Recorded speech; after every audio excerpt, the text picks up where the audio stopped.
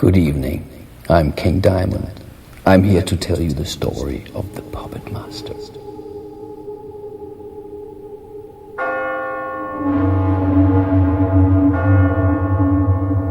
It takes you back to the 18th century in Budapest, Hungary. It's about me as a puppet, hanging on a wall, reflecting back on the past 18 years and all the blood I had to see, all the misery I had to go through.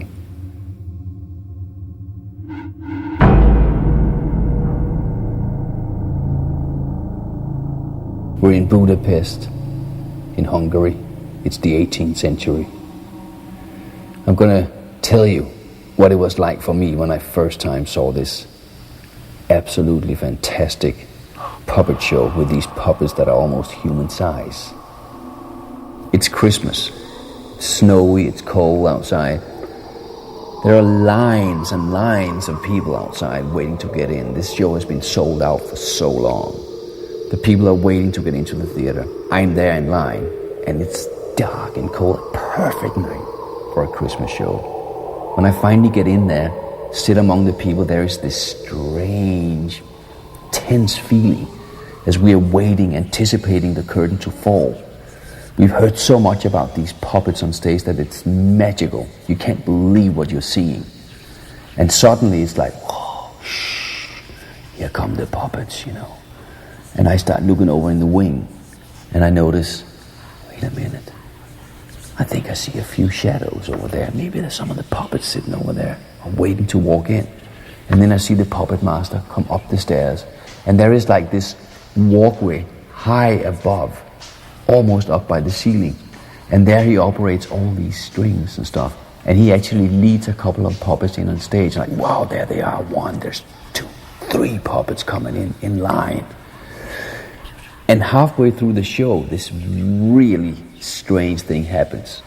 The puppets are moving and doing things, and they look so lifelike. The skin, is like, it looks like human skin. And suddenly the puppet master, he drops all the strings. They land on the floor, and the puppets that was like standing there with these strings, now they're on the floor. They just stand like this still. Nothing happens to them. And then they start to move. The little drummer boy is one of the puppets up there, and I'm looking at him, I'm like, oh my, no way. It's almost like his eyes are looking straight at mine. Can't be real. And then I suddenly see that on the skin of his hands, there's a little cut. And I see blood from this cut. And that can't be real. That can't be.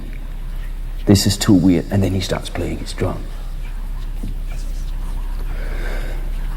And it scares me, because this is too much magic. And I do believe in magic. The other people in here don't quite believe that this could be magic. And then, at the end of the show, we hear about the puppet master coming down from his walkway, taking the bow with what he calls his children, all these almost life-size puppets. And we move into the next song, which is Magic.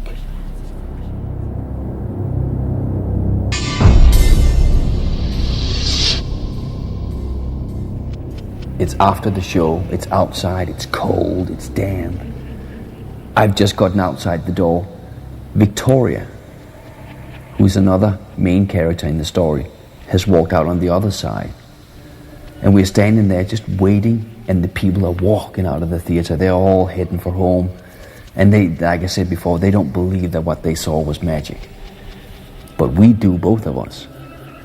And for some weird reason, we are getting drawn to each other, looking into each other's eyes, realizing that we have everything in common that we would want to have in common.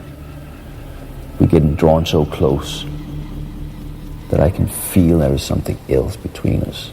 There's some kind of, I would call it evil, surrounding especially me. I feel something on my shoulder, as if one of the spirits from the theater has come out with me and is now sitting on my shoulder, a puppet spirit, whispering in my ear with its cold breath, telling me to kiss her, kiss Victoria, And I do. Kiss Victoria. And that's the seal of our eternal love. Kiss. Towards the end of Magic, you hear about the fact that Victoria has gone to the theater alone one night when I couldn't come along. And she never returned.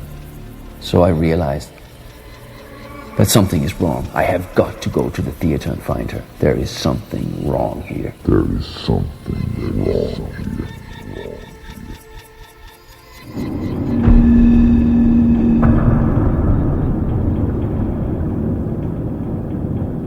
I'm in this backyard. It's like a courtyard, I would call it. And I notice that there is stairs leading down to a cellar. I'm about to walk down there because this must be a back entrance to the puppet theater. And as I'm about to walk down these stairs, I see the handle move. And the door starts to open. And I quickly hide behind some trash cans. And it's this 300 pounds of flesh, emerentia, coming out, floating up the stairs.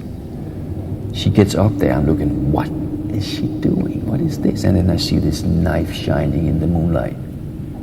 I see her walk over to this cart, this kind of thing that you pull after you on two wheels, that you can carry things on. I see her grab that, and I see this big knife suddenly flicker in the moonlight. And I'm wondering, where is she going with that knife? She walks out through the gates, and I follow her. Without her seeing me, I follow her through these narrow streets of Budapest. It's cold, it's damp, and I keep following her, hiding in the shadows. Then she suddenly turns down an alleyway, and I see there's someone lying on the ground.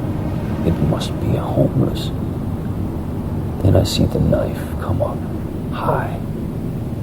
The moonlight just flickers, and the knife comes down so hard it goes all the way into his chest.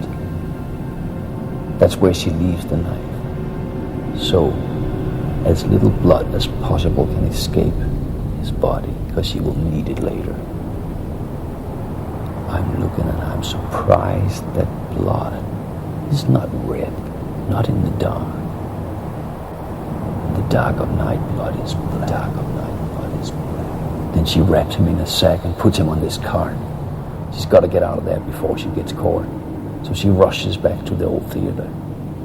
And there in the backyard, I follow her all the way, and I see her take this body off the cart, down into the dark and into the cellar.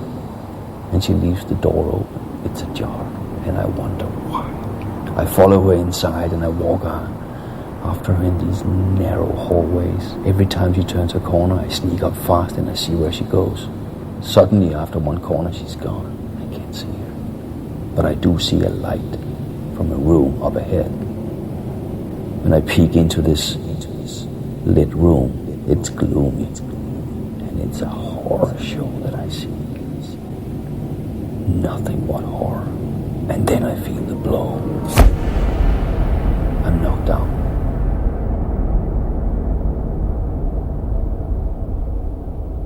It's so dark wherever I am. As I open my eyes, I can barely see a thing in here. Then slowly but surely my eyes get used to it. They're like suck the darkness away. And then slowly but surely I start to be able to make out these things. These shelves that are everywhere up against the wall. And upon these shelves I see all the puppets from the theater. They're almost human size and so grotesque looking. This human-like skin, all these eyes that are down there. And suddenly as I look around and I see all these eyes. It cannot be. But I'm sure, I am dead sure, I know those eyes. I see the eyes of Victoria, my love. I cannot believe it's her eyes sitting in this puppet's head. But I know it's true. It is definitely her eyes. Blue eyes. They're alive, but they are so dead. They're alive, but they are so dead.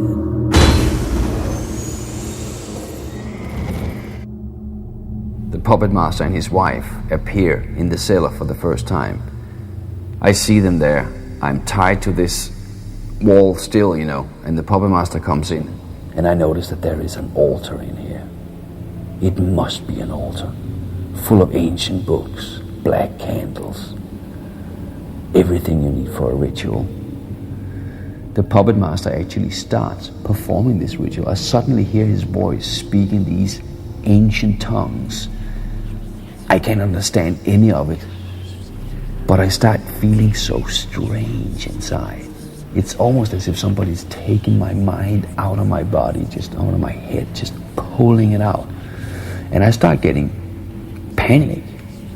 I just feel panic all over. And I kick one of these giant shelves full of these little jars with black liquid in them.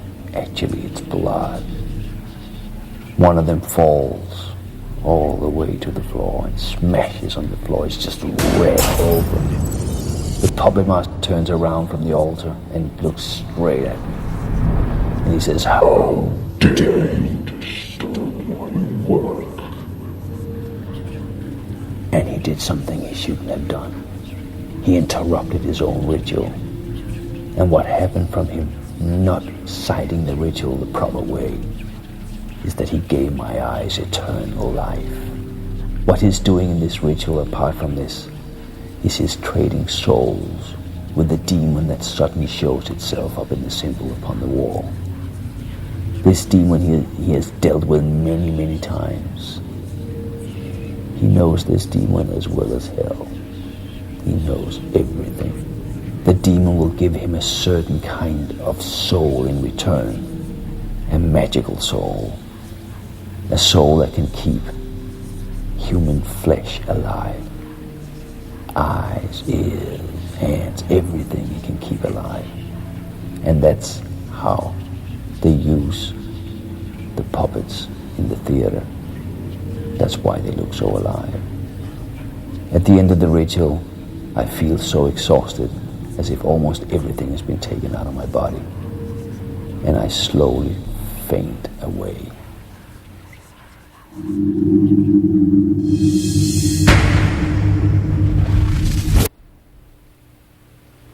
I wake up after the ritual and I find myself strapped to this hospital bed. I see the puppet master and his wife standing there, and they say to me, First your eyes, then your skin. We will make you feel born again.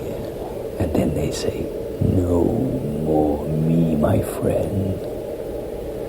Then I see the scalpel shining in the puppet master's hand.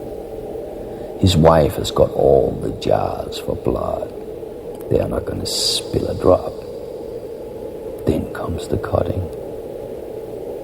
I'm fearing for my life as that scalpel gets close to my eye. He starts cutting away on my eye. Just one eyelid comes off, down into a jar. He cuts another eyelid off into the same jar. It looks like I'm bleeding. It's like I'm crying blood. Then he has this tongue he puts in around my eyeball and grabs it, and he pulls it out of the socket. And then his fingers grab it and he takes it and he pulls it out. The nerve string is just hanging there. It's the only thing that holds it back. And then comes the scissor. Snap! And he takes the eyeball, and remember, my eyes have eternal life now. So this eyeball is taken and it's put over into this puppet's head. These puppets are almost life-size. He puts it in there. As it is put into the eye socket of the puppet, it still sees. And that eye is looking back at where I am. I'm sitting there with this black hole, bleeding. And I see that from this eyeball in the puppet's head. At the same time as my good eye is looking back, seeing this weird puppet with one of my eyeballs in. Can see the whole time. And it hurts. Then comes the next eye. Tongue. Pull out. Fingers. Stretch. Snap. The other eye goes over into the little puppet's head. Now both my eyes. I can't see anymore, but I can. and I'm watching myself. This head with 2 empty sockets, bleeding like hell. And then the scalpel works again, and he starts cutting and cutting and cutting. They pull my nails off with the tongue. They cut my skin off. My arms, they're going to use it for this puppet. They're going to build a puppet out of me. And they do. And at the end of this horrible, horrible ritual of this scalpel just massacring my body, I look from the puppet. From the puppet's head I see only remains of what used to be me. There is no more me at all. All I see is Emerentia as she grabs my carcass and throws it in the trash. That's the end of me.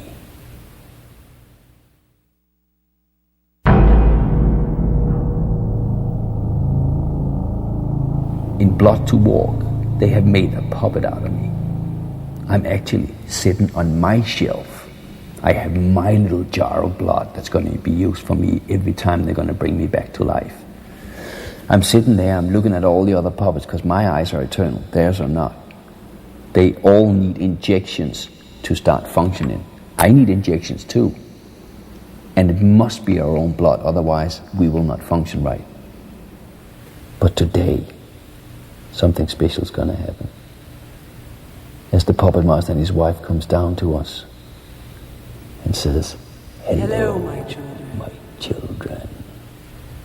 In blood I'll teach you today.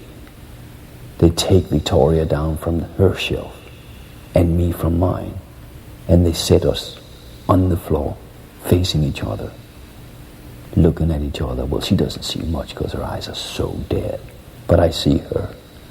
And then I feel the needle go in, Emerentia injecting my own blood, because it has to be my own blood. As the blood goes in, I feel my skin tingle. My eyes, as you know, they're alive all the time.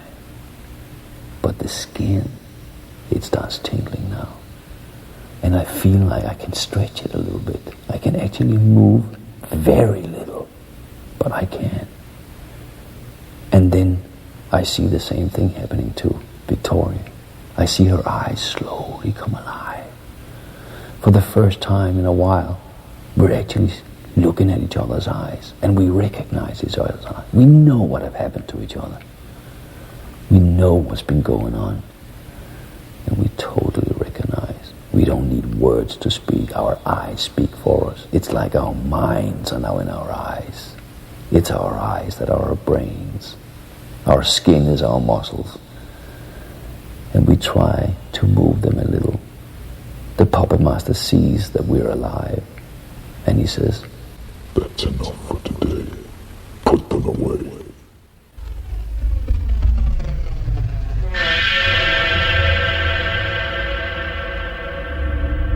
At that point, we have now trained for many, many days. What we're actually doing is we get the shot, we can move a little bit, we learn how to stretch our skin, that our skin become muscles, so that we can actually do these strange little movements, We can actually take little steps and walk. Victoria and I, we are sitting on our shelves on opposite walls, spending whatever is left of this hour that the blood works every day. I mean, they bring us back to life every single day for about an hour. That's how long the blood will actually work in our bodies. We might have half an hour left every day, maybe 20 minutes, and we spend those 20 minutes just looking at each other, talking to each other with our eyes, remembering all the good times we had. This is all we've got. This is our life now. There is no turning back. There is no turning back. This is what we have to live with. And believe it or not, the love was so strong that it was worth it. At this point, the puppet master has gotten a weird idea in his head. He wants Victoria to dance for him. So he says, Dance for me, puppet girl. I can see in her eyes that I can't dance. I never dance. I have no chance of doing this. He's asking the impossible. And I hear him, dance, dance, dance. And then she takes a step. She takes a second step. Before the third step, she stumbles into some of the shelves, the ones that hold all the blood in little glass jars.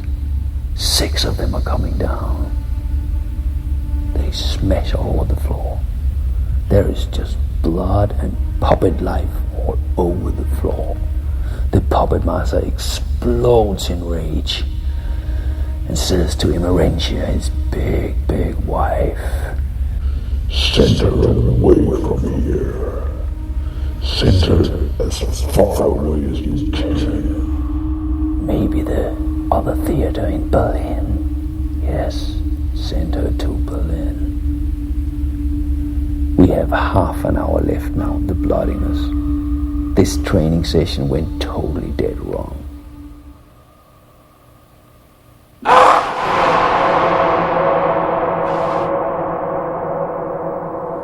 She's sitting there in the darkness, knowing deep, deep inside that this could be the end. They're gonna send her away tomorrow morning. She has half an hour left of seeing. I have much, much more because my eyes are eternal, as you know.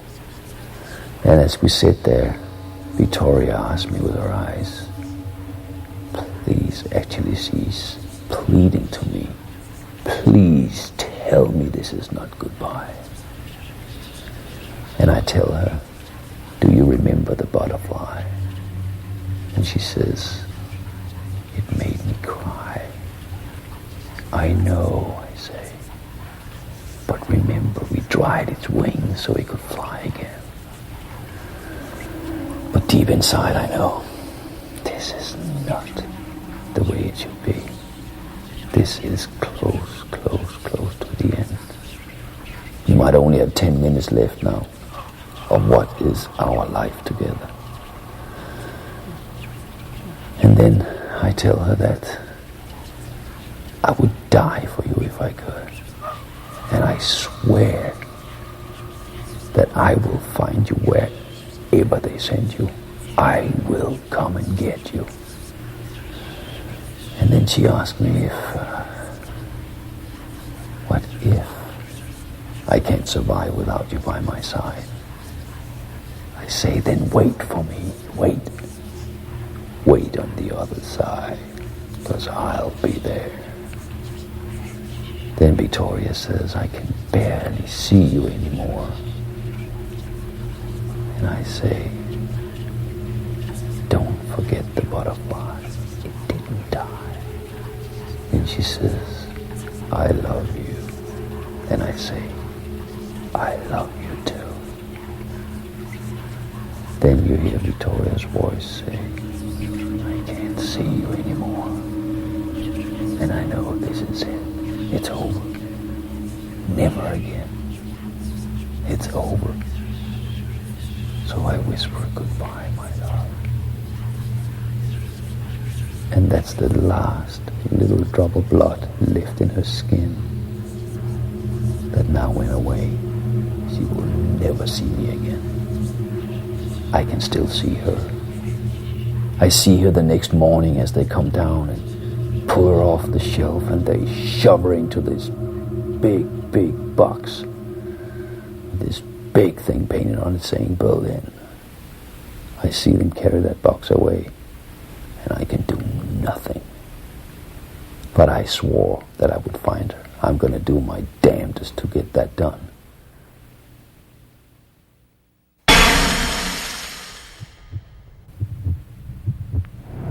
It's Christmas time again. It's 1 year from I saw that Christmas show. I'm trying to make plans for how can I get sold, how can I get to that theater in Old Berlin. There must be a way I can do this. I want to get away from here. I got to get away from the theater. I've got to go find Victoria. And I have a plan. I'm gonna screw up the biggest show of the year. I'm gonna screw up the Christmas show. The puppet master has turned me into the little drummer boy for this year's Christmas show, and he's gonna regret it. What I'm gonna do when I get on stage and you hear that, the audience clapping, blah blah, and I get on stage and I start playing my silly little drum, I make myself fall right on my face. The drum splinters in 1,000 pieces on the floor. It's all over the stage, and I can't help myself from laughing, knowing that the puppet master is gonna explode in a rage. And he does. And sure enough, I get sold.